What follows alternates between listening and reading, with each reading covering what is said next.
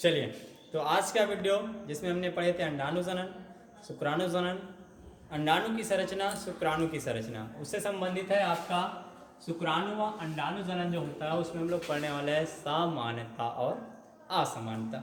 Simple सी बात है, सारा कुछ तो आपने आपके सामने देखा हुआ है, मेरे वीडियो में सब कुछ समझ में आ गया था। नहीं समझ में आया तो थोड़ा सा आप लोग पीछे वाले वीडियो में जाके और देख सकते हैं। ठीक है, तो बेटा बात करते हैं हम लोग शुक्राणु जनन और अंडाणु जनन की समानता में। हम लोग ये देखे थे, सिंपल से था, जो हर एक समानता होती है उसमें ही हर एक चीज जो होता है वो जो दोनों था, जो समानता था उसमें पहला काम जो होता था, ठीक है, वो दोनों के दोनों का जो विभाजन होता था वो जनन कोशिकाओं का होता था। ठीक है, सिंपल सा बात है। जनन कोशिकाएं मतलब क्या, आपके एक था अंडाणु जनन में अंडाशय और शुक्राणु जनन में वृषण से। ठीक है, तो ये जनन कोशिकाओं का ही विभाजन होता था। ये सबसे पहला टॉपिक हो गया आपका समानताओं में। दूसरी समानताओं की बात करते हैं तो दोनों के दोनों में हम लोग देखें तीन प्रवस्थाएं होती है।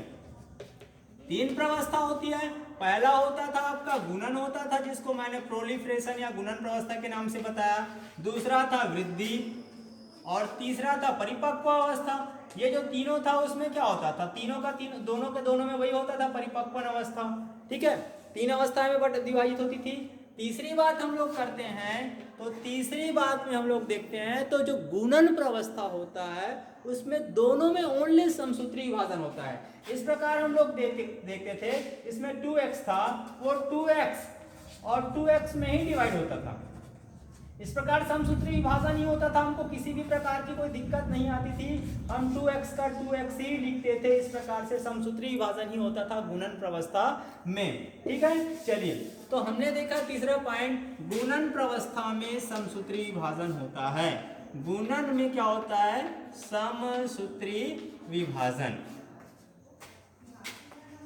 चलिए, ये हमारा तीसरी समानता आ गई। चलिए आगे बात करते हैं हम लोग चौथी समानता के बारे में। चौथी समानता हमारी आती है कि जो वृद्धि होता है, वृद्धि प्रवस्था होता है, उसमें अंडाणु जनन में भी और शुक्राणु जनन में भी केवल आकार में बढ़ता है। तो वृद्धि प्रवस्था जो होती है, वृद्धि प्रवस्था में आकार में बढ़ता है। ठीक है, ये बात हमको याद रखनी है। दोनों की दोनों में होता है, एक होता है शुक्राणु जनन में और दूसरा अंडाणु जनन में। दोनों में जो वृद्धि प्रवस्था होता है उसमें आकार में क्या होती है, वृद्धि होती है। चलिए नेक्स्ट टॉपिक की बात करते हैं। पांचवा टॉपिक जो हमारा आता है परिपक्वन अवस्था। हम अवस्थाएं बस जा रहे हैं, डायरेक्ट गुणन अवस्था में समानता बता दिए, वृद्धि अवस्था में समानता बता दिए, अब परिपक्व अवस्था में समानता बताते हैं। तो जो आपका परिपक्वन अवस्था जो आता है, इसमें जो पहला विभाजन जो होता था वो समसूत्री होता है, हमने देखे थे।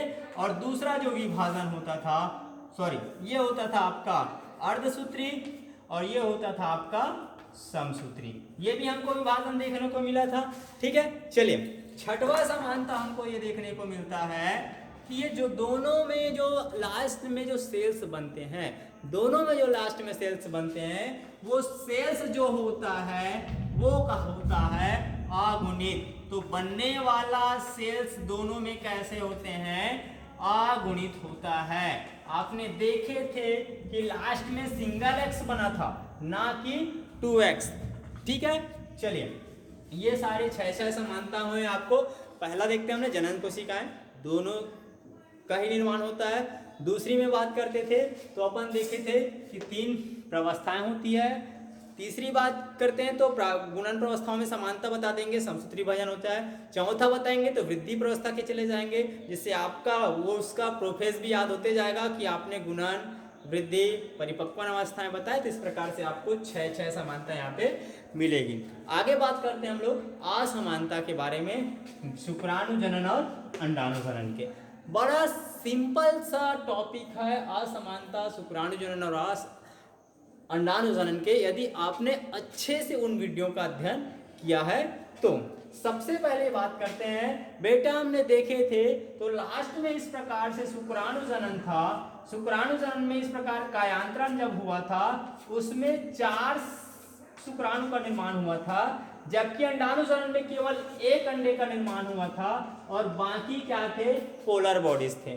ठीक है, तो इस प्रकार हम बता सकते हैं कि इसमें 4 शुक्राणु बनते हैं। पहला 4 शुक्राणु का निर्माण होता है, लेकिन इसमें केवल कितना होता है, एक ही अंडाणु का निर्माण होता है। इसमें 4 शुक्राणु बने तो उसमें कितना बने, एक अंडाणु का निर्माण हुआ। दूसरे बात करते हैं, दूसरे में हम लोग बात करते हैं, तो अभी बताया था कि ये जो अंडाणु था बाकी क्या थे, पोलर बॉडीज थे। तो यहाँ पे दूसरा टॉपिक जो आता है हमारा, यहाँ पे पोलर बॉडी का निर्माण होता है।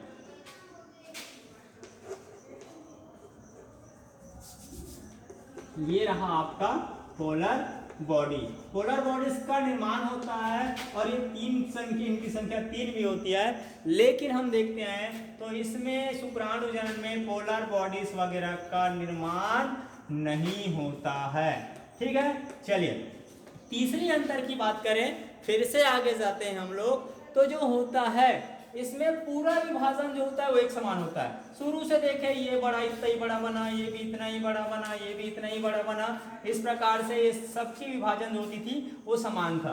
लेकिन इसमें हम लोग देखे थे कि कुछ देर बाद ऐसा विभाजन होने के पश्चात जो होता था उसमें से एक बड़ा बन जाता था और दूसरा तो होता था वो छोटा बन जाता था। ठीक है, तो इसमें विभाजन समान होता है,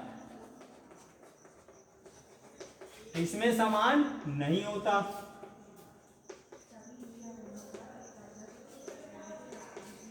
चलिए आगे बात करते हैं। ये हमारा तीसरा अंतर हो गया कि इसमें विभाजन मतलब सेल्स जो होती है बंटने के बाद भी एक जैसे रहती है इसमें, और इसमें एक बड़ा और एक छोटा हो जाता है। चलिए चौथा टॉपिक की बात करते हैं, कायांतरण के बाद। कायांतरण के बाद मैं पहले बता रहा हूं आपको, इस पे ही मेन डिपेंड करना है। कायांतरण जब होता था तो कायांतरण के बाद एक अलग सेल का निर्माण होता है, एक अलग प्रकार की, आप स्पष्ट लिख सकते हो, अलग प्रकार के सेल्स का निर्माण होता है, जबकि इसमें ऐसी अवस्थाएं नहीं पाई जाती है, ऐसा इसमें नहीं होता है, ये आप इसमें बता सकते हैं। चलिए आगे बात करते हैं आप लोग पांचवें अवस्था की। पांचवें की बात करेंगे तो यह कैसा होता है, जो कायांतरण के बाद अलग सेल्स बने, इसके आगे पीछे जा रहे हैं हम लोग, लाइन से जा रहे हैं तो आगे बनते हैं। इसमें से जो होता है यह सिर, पूंछ और किसमें, मध्य भाग में विभाजित होता है, मध्य भाग होता है और इसमें ऐसा नहीं होता है। ठीक है, आगे बात करते हैं। ये जो छठवां अंतर बहुत ही मोस्ट है और सरल होता है।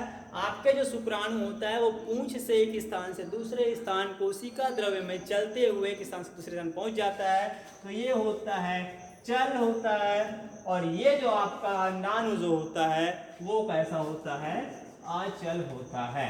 तो हमको सारे डिफरेंट, हमने शुक्राणु जनन और अंडाणु जनन जो पढ़े थे वही से हमने उठाया। शुक्राणु 4 बनते हैं, अंडाणु 1 बनता है।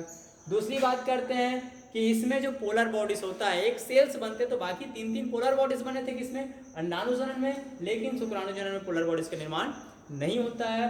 तीसरी बात करते हैं तो विभाजन जो होता है वो सारे में समान होता है, जितने बड़े सेल बनते जाते हैं वो बनते ही जाते हैं। लेकिन जब अंडाणु जनन की बात करते हैं तो अंडाणु जनन जब आता है तो उसमें एक सेल्स बड़ा हो जाता है, एक सेल्स छोटा हो जाता है, ये परिपक्व अवस्था में। चौथी बात करते हैं, कायांतरण जब होता है, स्पर्मेटिड का जब कायांतरण होता है तो गोलाकार सेल्स से डायरेक्ट सिर, धड़ और पूंछ वाला एक सेल्स का निर्माण हो जाता है। ठीक है, लेकिन हमारे अंडाणु जनन इस प्रकार की किसी भी प्रकार की अवस्था नहीं होती है। बनने वाला जो शुक्राणु होता है वह चल होता है, एक स्थान से दूसरे स्थान चल सकता है, और जो अंडाणु जनन में जो अंडाणु बनता है वो ऐसा किसमें व्यवस्था नहीं होती है। तो इस प्रकार के आपको और वीडियो चाहिए तो प्लीज सब्सक्राइब चैनल।